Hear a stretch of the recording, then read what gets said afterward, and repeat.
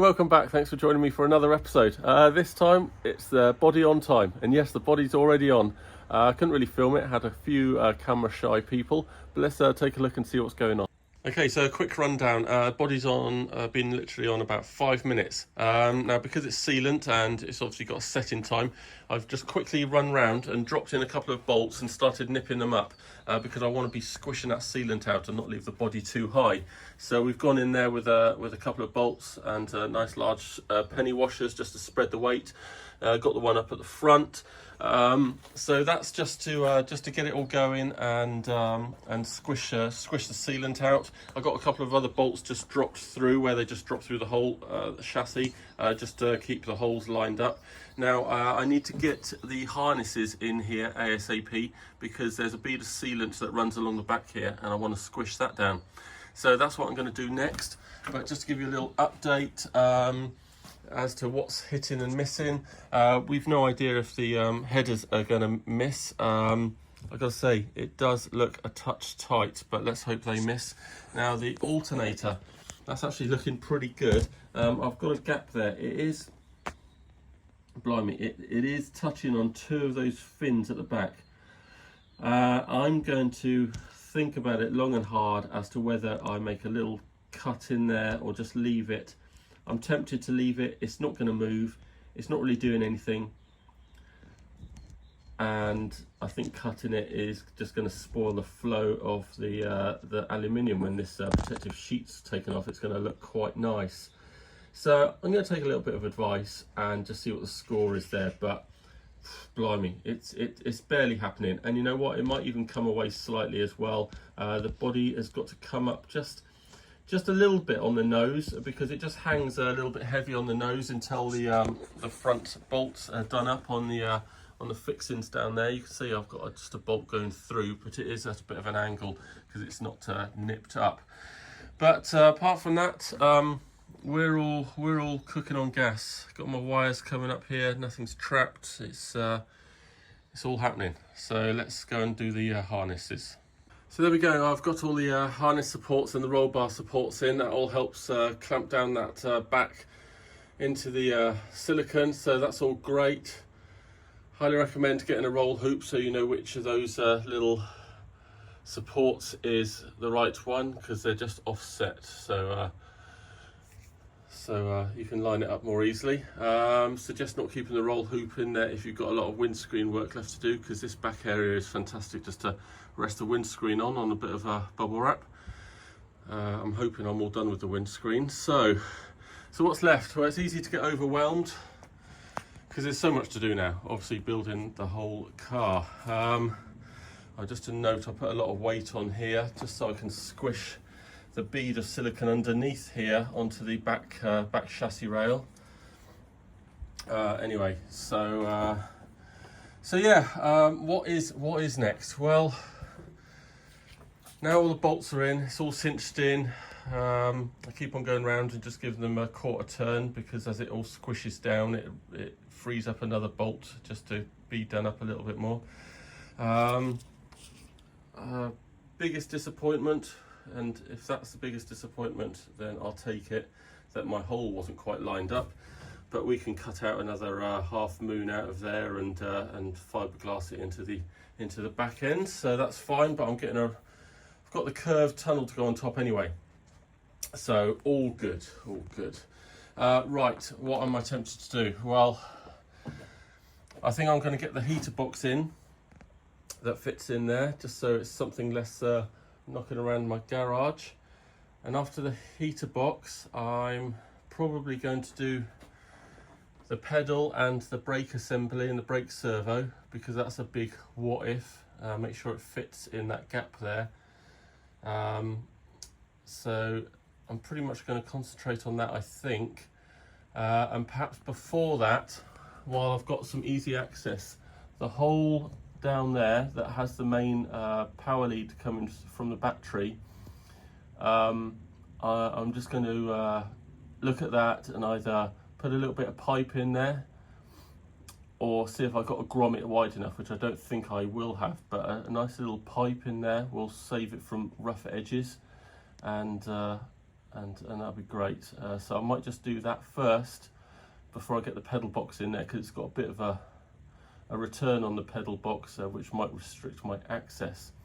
All right, so that's the job first, then heater, and then the brake servo. Let's see if it all fits.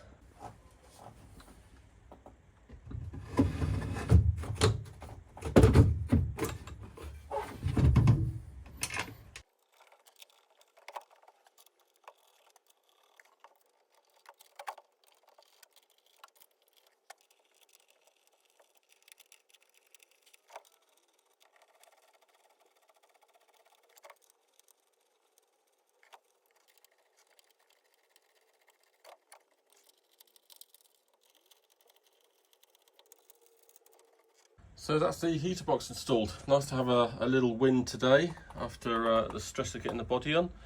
So really pleased with that. I haven't done up these bolts super tight yet, because a couple of them are going to end up holding a little P-clip, because I'm probably going to have some sort of wire coming out maybe down here from the reverse brake and the speedo sensor. And I'll just run them up here, and I'll stick them through a tiny little P-clip just to hold it all nice and tight, because then that'll be coming round into the loom and all the connection plugs that hang on the back of the loom and back of the dashboard. Right, so I've been procrastinating about this hole down here, and I've had a bit of a win. I found some silicone grommets. I'll put a picture up on the screen. They come in loads of different sizes. So I'm just going to use one of them. Now I'm not quite sure how big I need to make this, because I can't quite remember how many cables come through. I'm pretty sure it's like 2 thick ones and another one, or maybe it's in a bit of conduit or something. So it might need to be made a little bit bigger, but I'm happy that I can access this with a right angle drill or get into it from inside. So I think I can just crack on with something else until the grommets arrive, and until I need to do this bit of wiring. So I'm now going to turn my attention to the brake servo, which fits in there, and hopefully it'll fit in the gap. So let me just set this up, and we'll have a look. Okay, so this brake servo is really awkward and too big with the cylinder on here as well. And the only way I found to fit this is to squish down the brake servo and hold it in place with a bit of wire. And I still can't get it in from the top here, so I put it in through a large triangle, hopefully at the bottom. So we'll poke it up through there hopefully, and get this roughly in place, snip the wire, and set it in place, and then hopefully we'll be able to introduce the cylinder. So let's see if we can do this. All right, so we basically got it in there. So I'll get it into the right orientation, and then we're going to release the wires.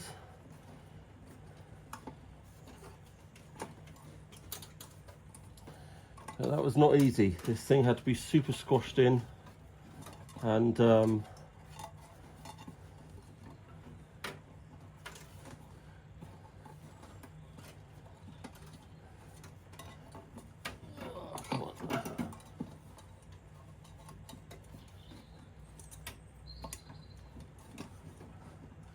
can't remember which way I wound this round now. I think I'm just going to get some snips. Let me just leave that hanging carefully there. And let's cut this thing off.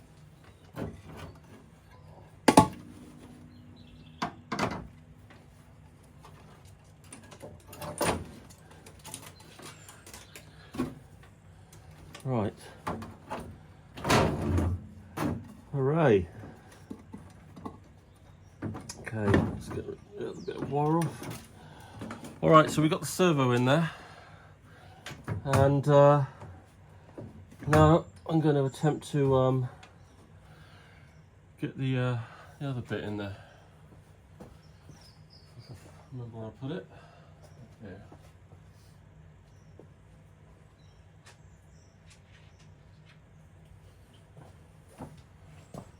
Right, so hopefully I can just poke this correctly into the hole, into the rod that's sticking out.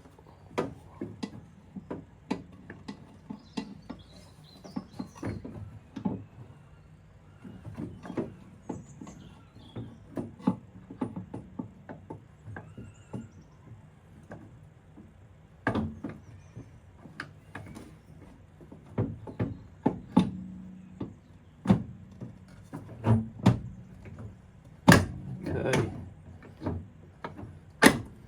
Oh, success. And that's good. We've still got a little bit of space between the front wheel arch there and the cylinder, which is fantastic.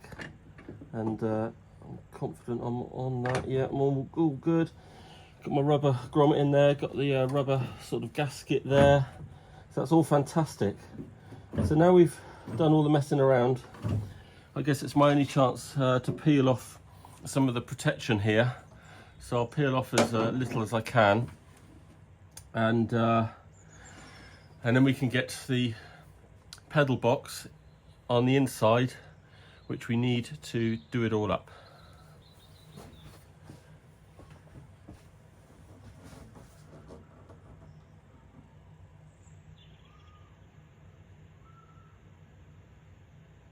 Okay, bit of a rookie error there. Of course, you need to install the pedal box first, because otherwise you can't get into that top hole to do the pedal box up tight against the firewall there. So yeah, put the pedal box in first. Luckily, I've got enough slack in that brake servo, so I can get my spanners and everything behind. So let's do the pedal box first, and then we can do up the brake servo. Pedal box is held up with a hole in each corner. Fairly hard to get into unless you've got a narrow socket set. And then the brake servo will poke through and do up at these two. And then we've got the clutch to go in here. There we are, all in. That is a heck of a job, because it's definitely a two-man job to hold. Someone to hold this side, and you're in the other side with all manner of attachments and things. It's all right with you can use a ratchet, but one side is gets too close, so you have to revert to spanner. It's worth bearing in mind not to nip up these things crazy tight, because you can start deforming the nice aluminium here, mirrored aluminium. So I put a washer on there just to even the load, and just take it steady with you doing up. And then on the inside we're all good. Let's get some light in here. So we're all nylocked up, and got our pins in and retaining pin, so that's all good. So now we're going to move on to the clutch. Right, yeah, when you're fitting the clutch, you need slightly longer bolts than you think. 35 won't quite cut it, so you need 40. And then you'll find that this is too tight a space for it to fit. So what I do, I just take an edge off there, just so that you can fit it in there. It just gets past, and there's plenty enough edges there for you to hold it while you do it up from the other side. There we go, clutch is all in, nice and buttoned up. Certainly need to be a contortionist to do this job, or about 20 years younger. So we've got all the gear in there. Good stuff. All right, so there we have it, another good video. Join me next time for the steering column and fuel plumbing. See you again.